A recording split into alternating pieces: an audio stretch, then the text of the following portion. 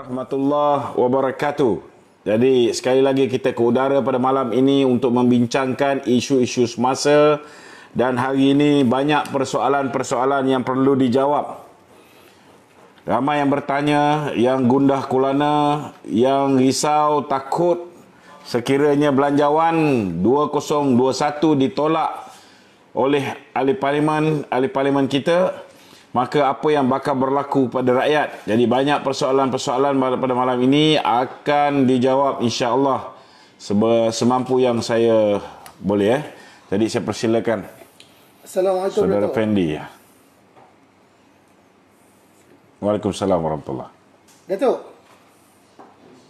rakyat difahamkan bahawa undi belanjawan akan diadakan pada 25 bulan Okey. 11. Pada pendapat Dato' lah, Ya. adakah ia akan diluluskan ataupun tidak?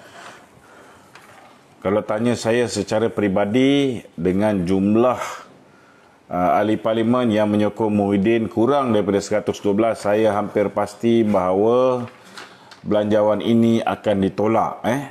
Walaupun saya dapat maklumat bahawa Muhyiddin cuba untuk memujuk mentor beliau ataupun bos beliau, iaitu Tun Dr. Mahathir dan juga 6 orang yang bersama dengan Tun Dr. Mahathir untuk menyokong belanjawan ini.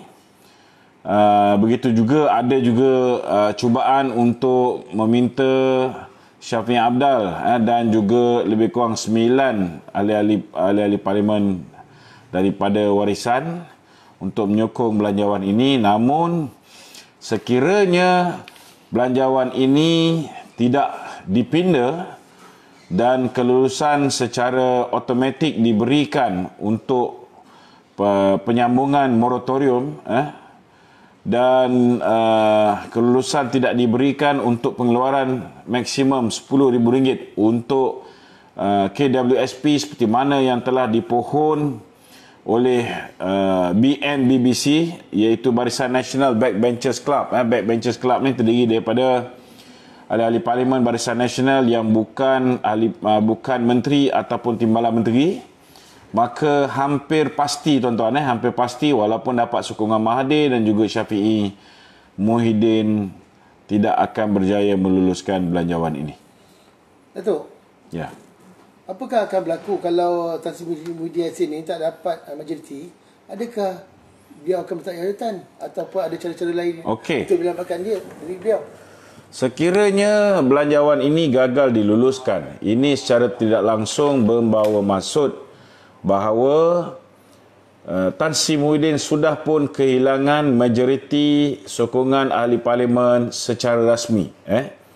Jadi apabila beliau gagal untuk mendapat kelulusan belanjawan, sewajarnya lah beliau meletakkan jawatan, dan memang sudah pun beliau dan juga rakan-rakan Perikatan Nasional beliau sudah pun membuat persiapan, malah Azmin Ali, seorang tokoh yang dikenali ramai, merupakan kekasih kepada Haziq yang terlibat dengan skandal seks luar tabi'i, sudah pun diangkat sebagai pengarah jentera pilihan raya Perikatan Nasional.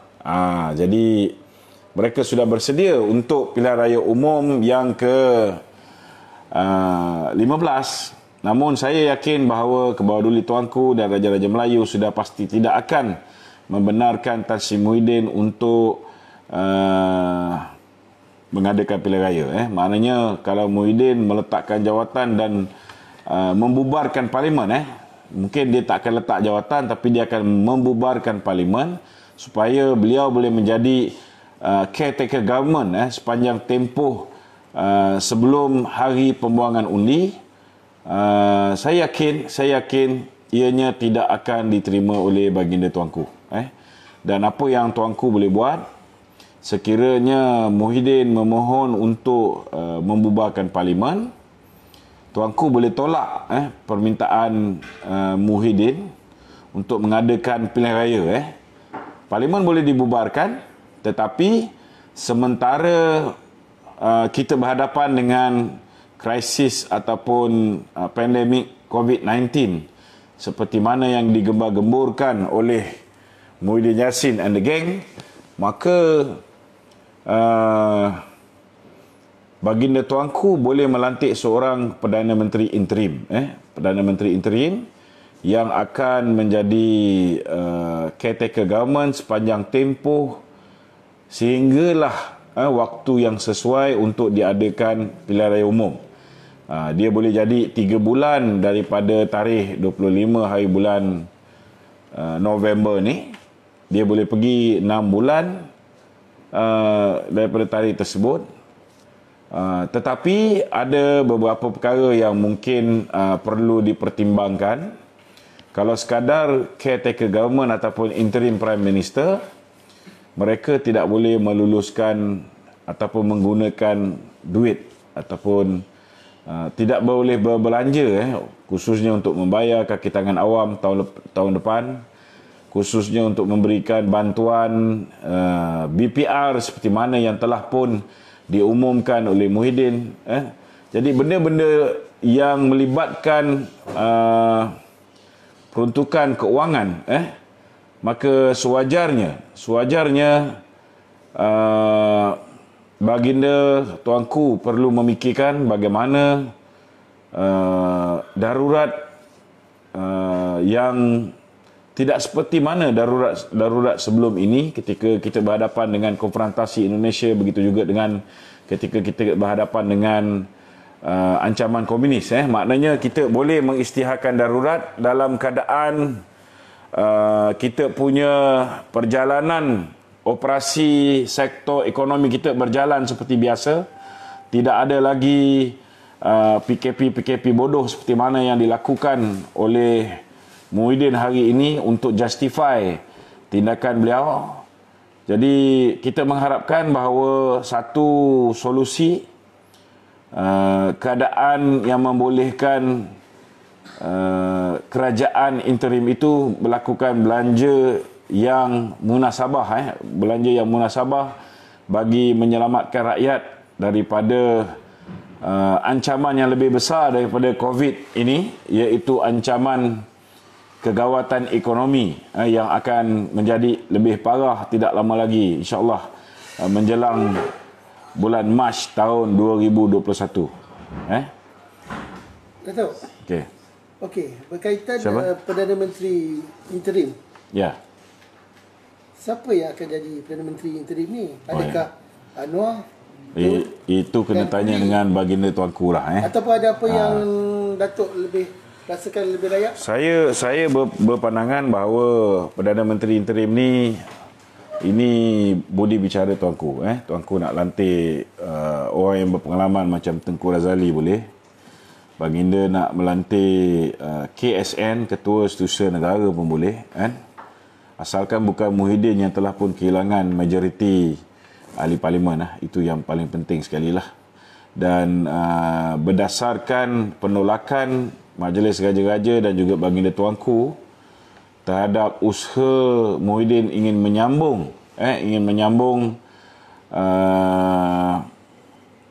riwayat beliau sebagai Perdana Menteri dengan menggunakan perintah darurat, saya yakin bahawa yang akan dilantik sebagai Perdana Menteri interim ini pasti bukan Muhyiddin Yassin. Apakah impak pada rakyat kalau belanjawan ni tak diluluskan? Okey. Dia ada beberapa impak. Pertama sekali, sekiranya belanjawan ini tidak diluluskan, sepatutnya tahun depan kita tidak boleh membayar gaji kaki tangan awam. Dan apa yang telah diumumkan oleh Muhyiddin, yang mana yang bagus tu pun sepatutnya kita tidak boleh laksanakan. Tetapi ke bawah duli Tuanku boleh mengisytiharkan darurat. Maknanya darurat yang tidak seperti darurat sebelum ini. Maknanya mungkin deklarasi darurat tu ada hanya untuk membolehkan dana negara dibelanjakan untuk proses menyelamatkan rakyat. Bantuan BPR seperti mana yang telah diumum boleh diteruskan. Semua aktiviti-aktiviti untuk the frontliners boleh diteruskan dengan menggunakan dana awam ini. Tetapi kita tidak adalah sekatan-sekatan seperti mana yang berlaku dalam tempoh pemerintahan Muhyiddin dengan PKPB yang tidak masuk akal ni. So itulah dia. Datuk, jika So tak ada masalah lah.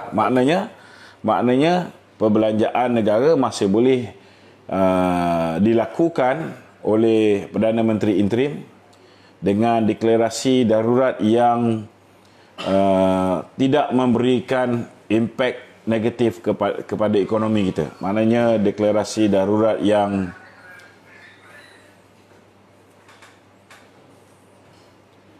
okey. Boleh beritahu dia. Okey. Datuk, dua perkara pokok pengeluaran yang RM10,000 tu dengan moratorium selama 6 bulan. Okey, andai kata ditolak bulat-bulat oleh kerajaan PN, adakah dan akan menyebabkan kerajaan Muhyiddin Yassin tergugat? Adakah ini saya dah jawab dah, soalan ni berulang. Ya.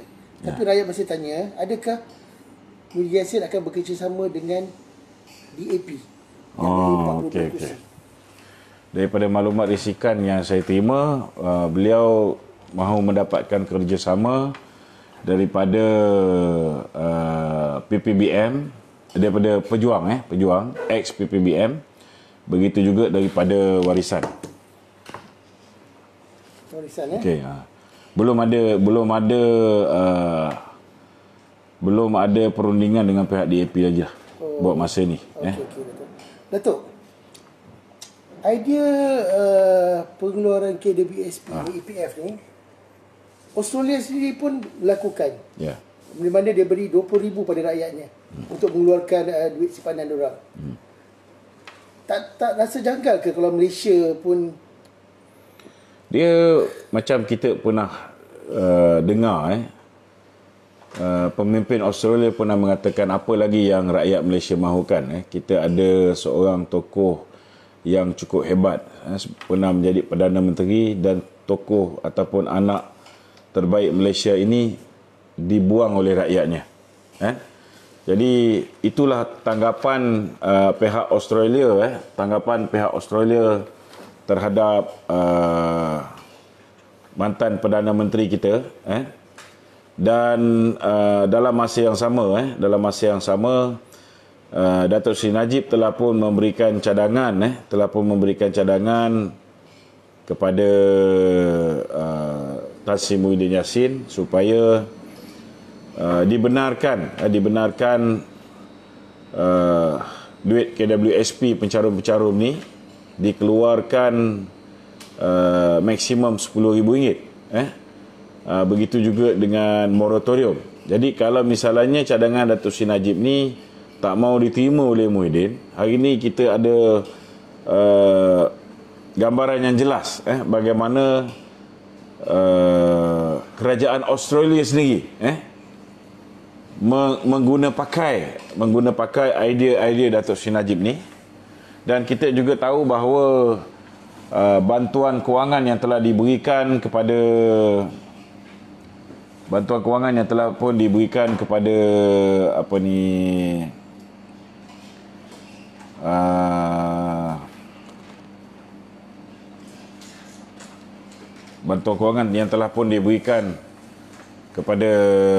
rakyat di Germany sebenarnya hampir sama dengan apa yang diberikan oleh Datuk Seri Najib ketika beliau menjadi Perdana Menteri. Buat pertama kalinya diperkenalkan apa yang dipanggil sebagai BRIM. BRIM ada setengah-setengah tempat, macam di US dipanggil food stamp.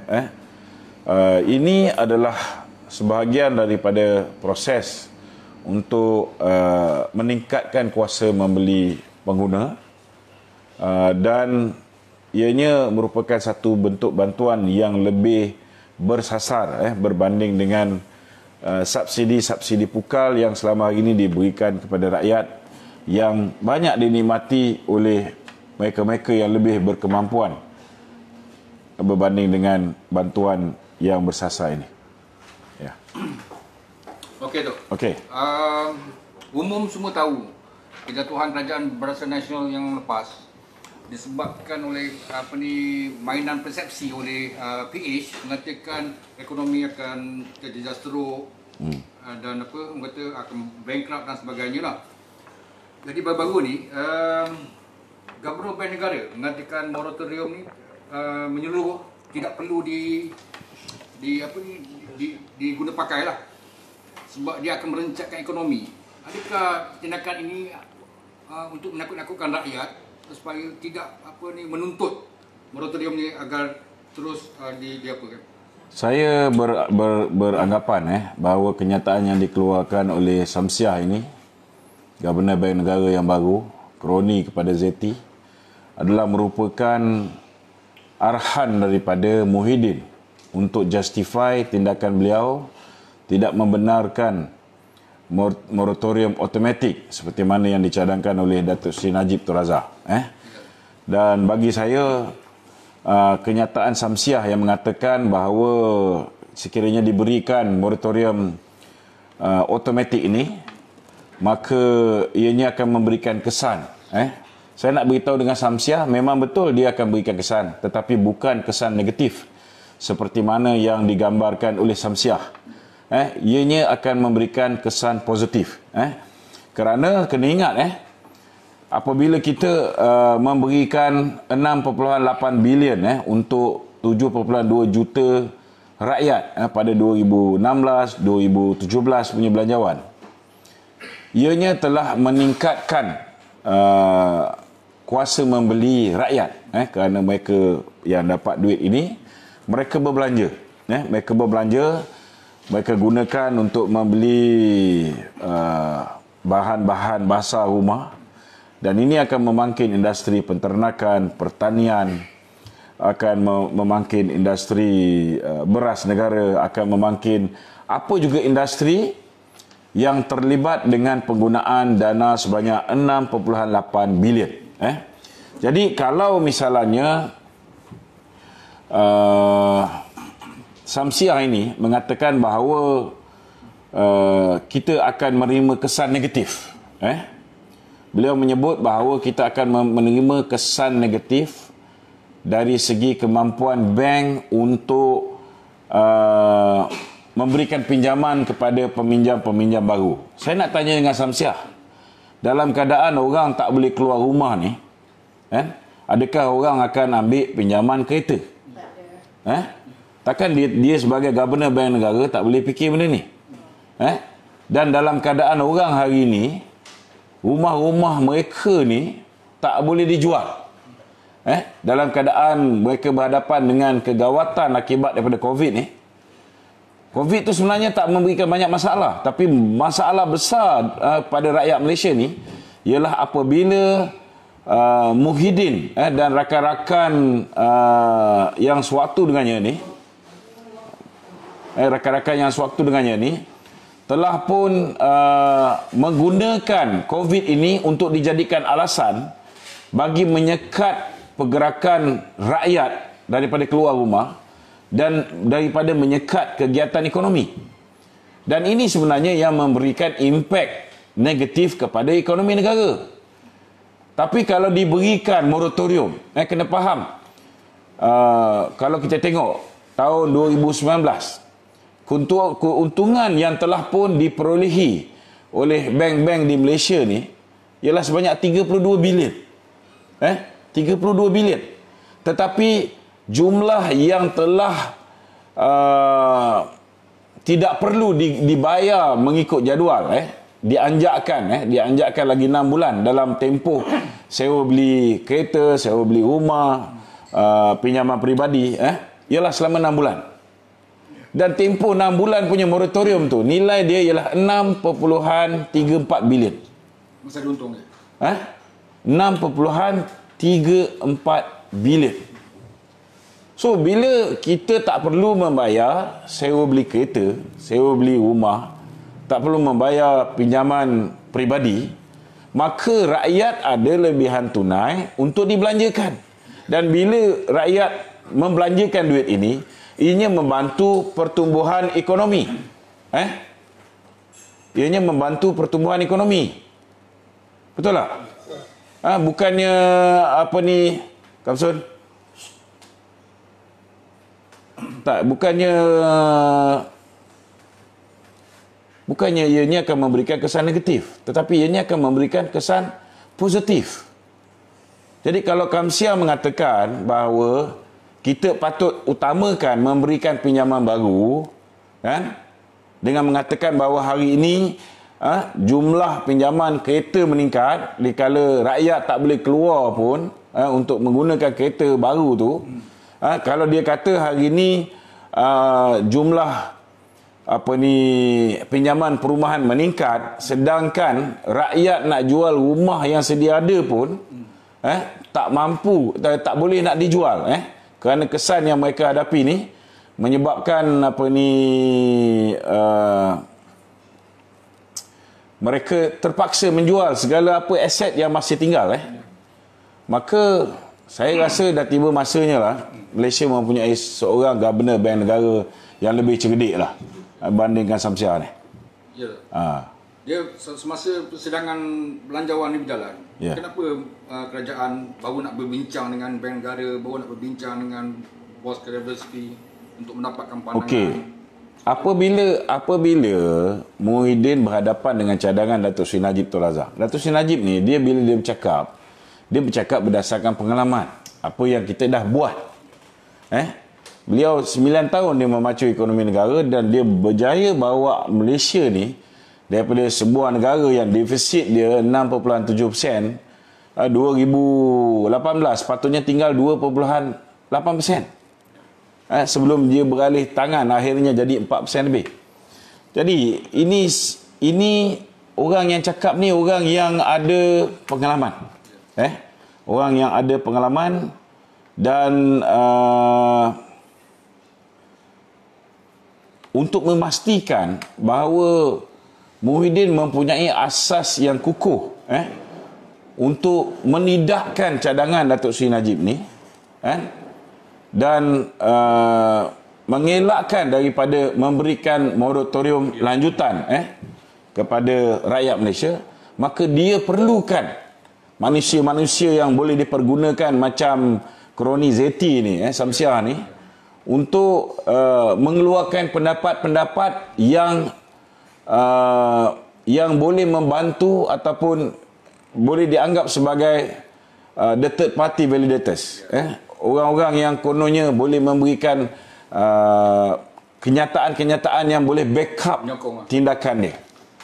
Jadi kita tak payah pelik benda ni.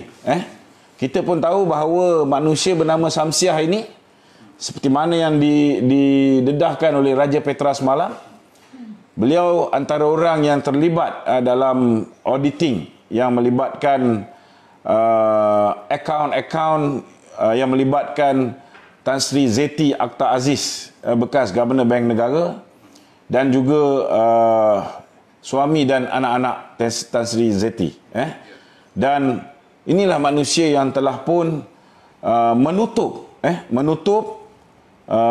semua salah laku Zeti, dan perkara ini berada di pihak SPRM. Kertas siasatan sudah pun selesai di pihak SPRM, dan bila-bila masa saja sepatutnya Zeti boleh didakwa di mahkamah, dan Samsia juga sebagai orang yang telah melindungi Zeti boleh juga didakwa di mahkamah.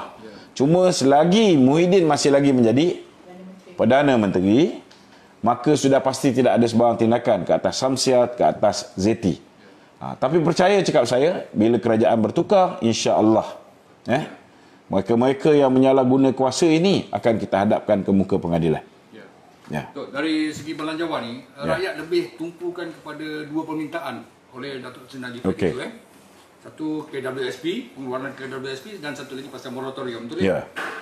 So andai katalah di antara dua tu hanya satu saja diterima, satu lagi tidak diterima tu, apa Datuk rasa rakyat akan dapat impact daripada tu? Bagi saya mudah saja.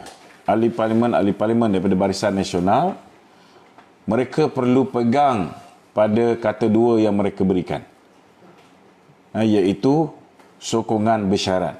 Apa syarat mereka? Pertama, berikan moratorium secara automatik. Kedua, benarkan supaya caruman KWSP daripada akaun 1 dikeluarkan maksimum RM10,000. Bagi saya, tak ada pilihan salah satu. No. Ini dua perkara yang diminta oleh BN BBC dan juga oleh BN itu sendiri. Maka sekiranya Muhyiddin tidak mau memberikan, maka wajib ahli parlimen daripada Barisan Nasional untuk menolak belanjawan ini. Tak, itu dari segi pandangan perspektif orang politik lah. Saya cerita pasal rakyat ni, dia boleh terima tak benda tu? Apa kesan pada rakyat kalau dia kata rakyat hari ini dalam keadaan sangat tenang. Setiap hari kita menerima telefon daripada mereka, meminta bantuan dan sebagainya.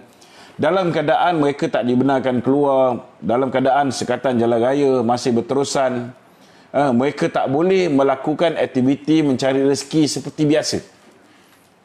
Bantuan masih belum ada jadual perjalanan nak sampai dengan baik.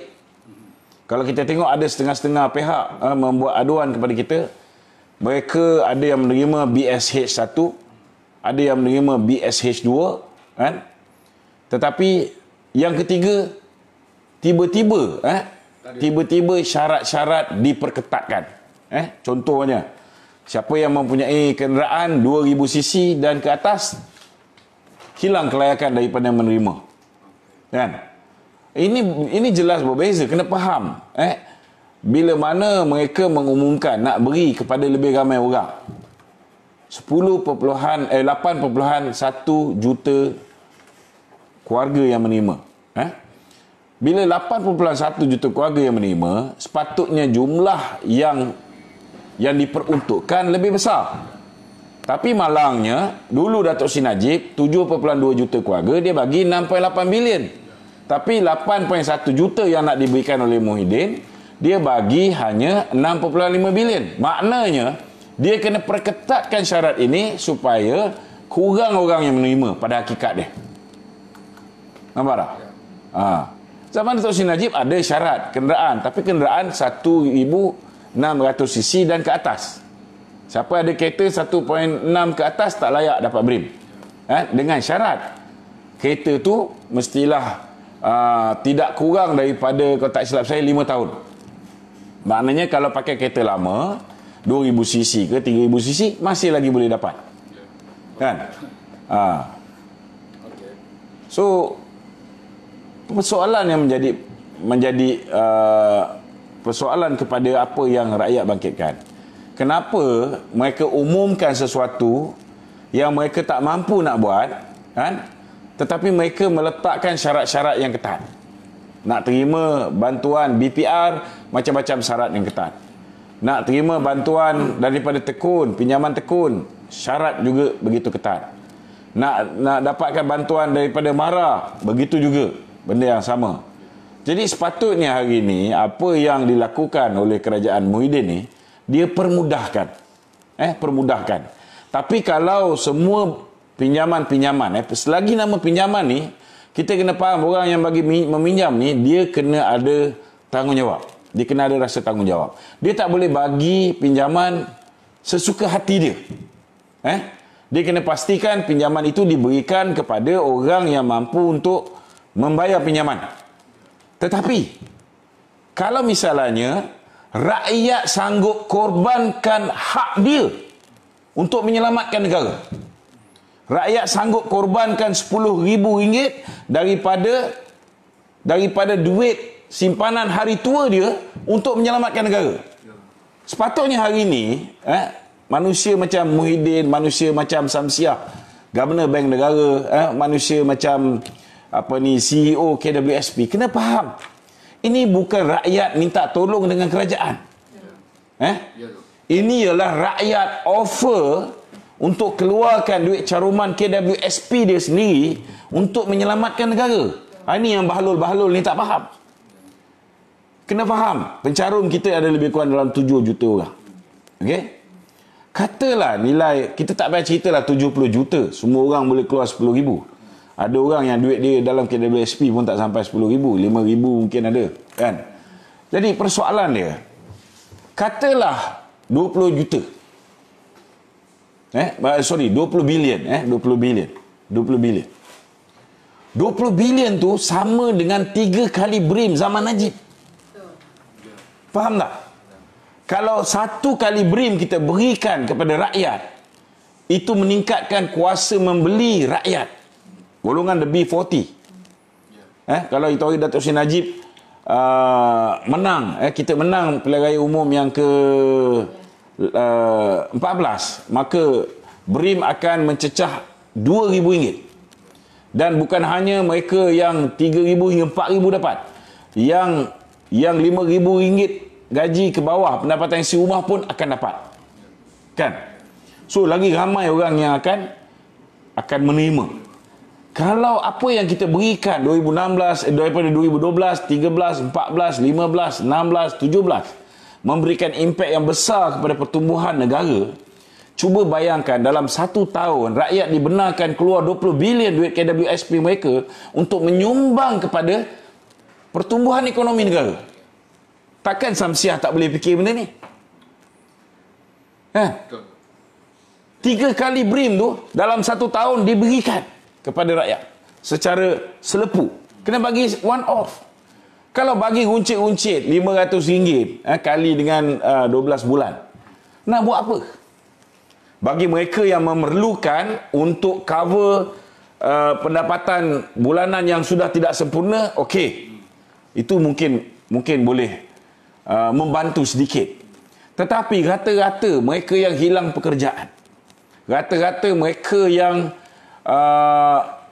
berniaga tetapi akibat daripada perintah kawalan pergerakan ini menyebabkan pendapatan perniagaan dia menghudum dengan dahsyat. Contoh macam restoran pun sama juga. Mungkin restoran kita ada macam-macam menu bagus apa semua sekali, tapi kalau orang tak dibenarkan keluar daripada rumah, mungkin kita boleh menggunakan khidmat home delivery. Tapi tak semua orang yang IT savvy. Masih ramai lagi yang masih menggunakan cara tradisional, pergi makan kedai makan. Ini kena faham. So, apa jadi pun, ia tetap akan memberikan kesan.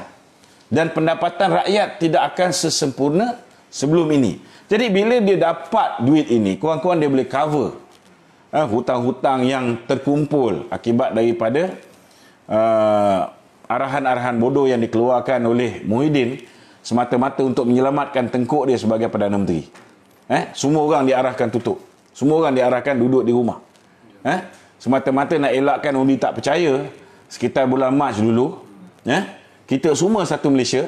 Dan hari ini kita pun boleh tengok dengan jelas. Bagaimana data, contohnya data di penjara Alostar. Hari ini 100 orang yang ada COVID. Besok dah tinggal 20. Bagaimana ini boleh berlaku? Contohnya penjara Kajang. Dilaporkan sampai ada lockdown penjara Kajang. Sedangkan tidak ada satu pun kes COVID positif di penjara Kajang. Jadi benda-benda macam ni, tindakan-tindakan bodoh ni boleh dihentikan sekiranya Muhyiddin tumbang pada 25 hari bulan November ni. Kita boleh hentikan perkara-perkara mengarut ni. Sepatutnya hari ni, COVID ni, kita tumpu pada kumpulan sasar yang betul. Ambil contoh lah. Hari ni siapa yang vulnerable? Siapa yang terdedah kepada bahaya virus coronavirus ni? Mereka yang berusia 70 tahun dan ke atas. Mereka yang ada masalah kencing manis. Darah tinggi. Macam kita lah. Asma. Betul tak? Mereka ni yang sepatutnya diberikan tumpuan. Kita ada aplikasi MySejahtera, tapi MySejahtera ni nampak macam bongok sikit. Sepatutnya hari ini MySejahtera ni sudah memberikan kita maklumat, semua maklumat yang perlu ada. Contohnya mereka-mereka yang dikuarantin, kan, pergerakan IMEI telefon mereka ni, ke mana mereka pergi, sepatutnya dinotify dalam sistem MySejahtera ni. Ini MySejahtera ni daripada mula MySejahtera tu sampai sekarang tidak ada peningkatan pengisiannya. Sepatutnya bila kita bergerak, kita boleh tahu kawasan mana yang ada mereka-mereka yang sepatutnya bawah kuarantin. Setakat ini hanya kawasan ini low risk. Ada setengah-setengah kawasan high risk. Itu bergantung kepada kes-kes yang berada di situ. Sepatutnya ianya sudah lebih advance. Dia boleh berikan kita contohnya macam mana Waze boleh memberikan maklumat kepada kita. Siapa yang suhu dia lebih daripada 37, sepatutnya di-notify. Ini benda yang boleh kita lakukan melalui aplikasi MySejahtera.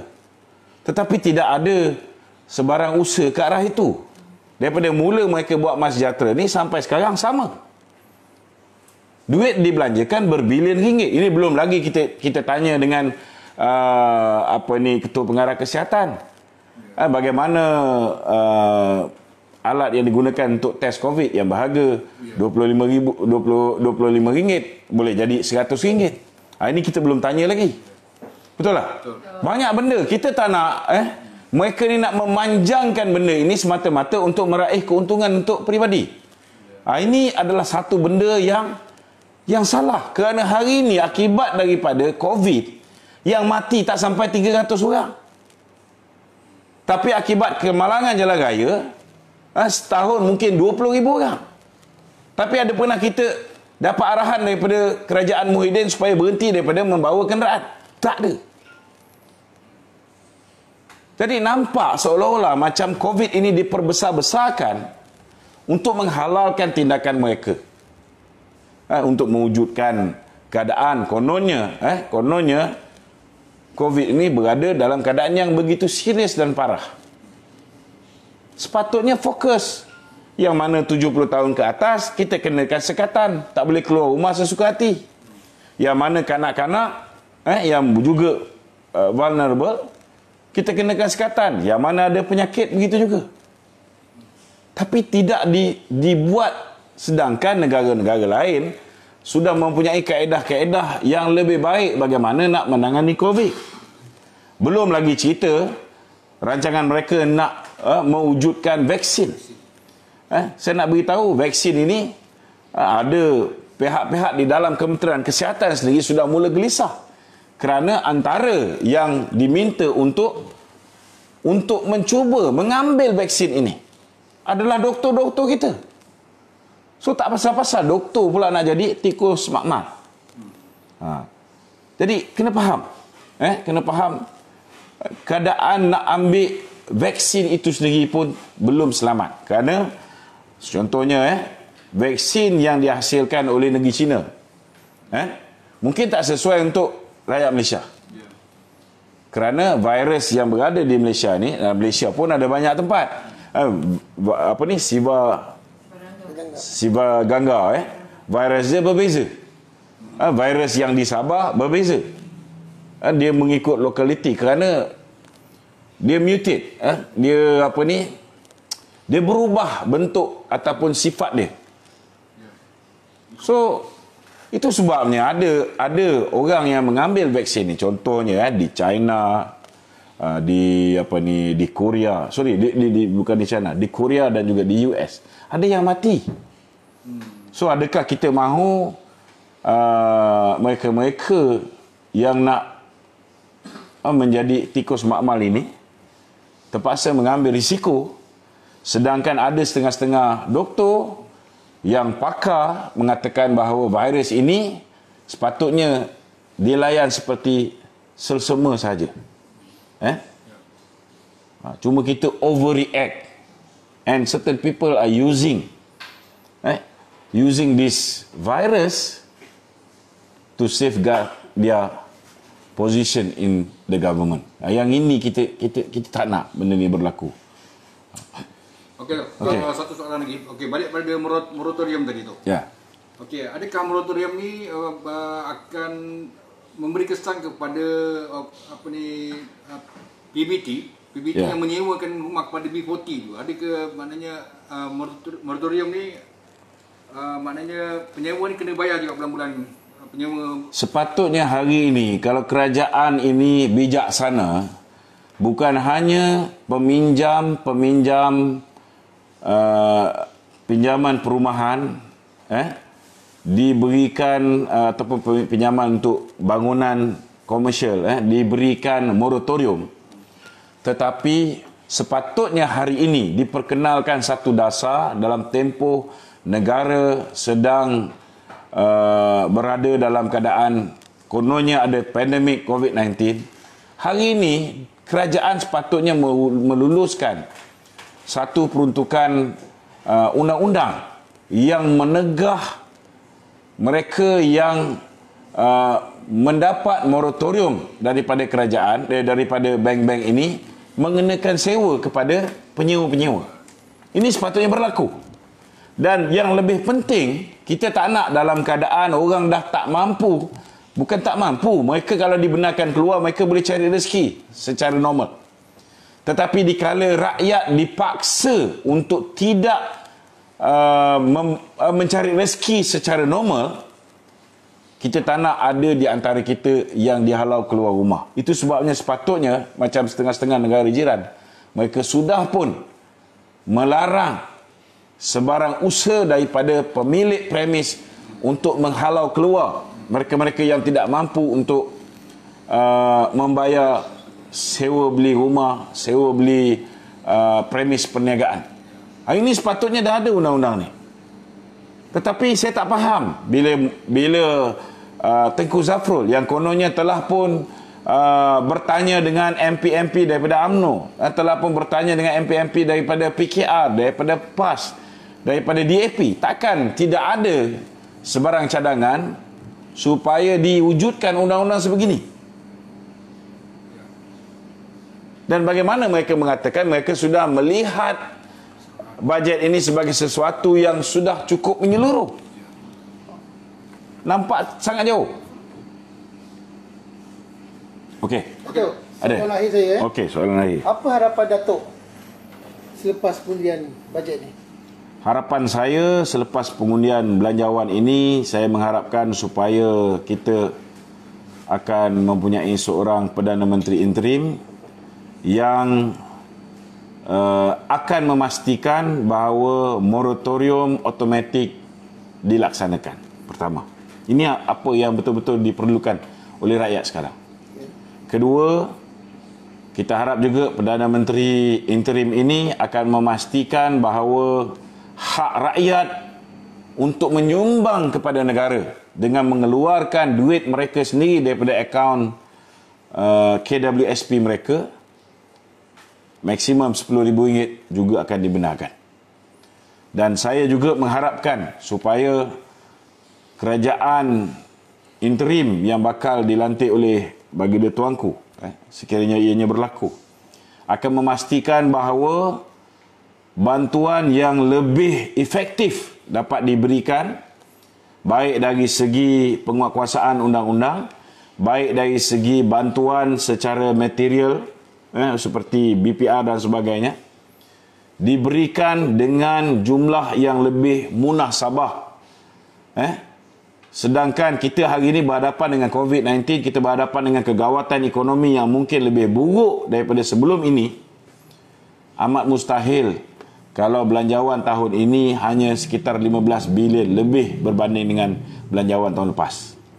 So saya merasakan bahawa kerajaan yang akan mengambil alih daripada Tan Sri Muhyiddin ini, kalau mereka perlu meminjam bagi memastikan ekonomi kita dapat kita rancakkan semula, dan mereka-mereka yang terkesan akibat daripada perintah kawalan pergerakan ini dapat kita memberikan bantuan yang munasabah, bukan keterlaluan tetapi munasabah, bagi membolehkan mereka memulakan aktiviti-aktiviti ekonomi mereka kembali.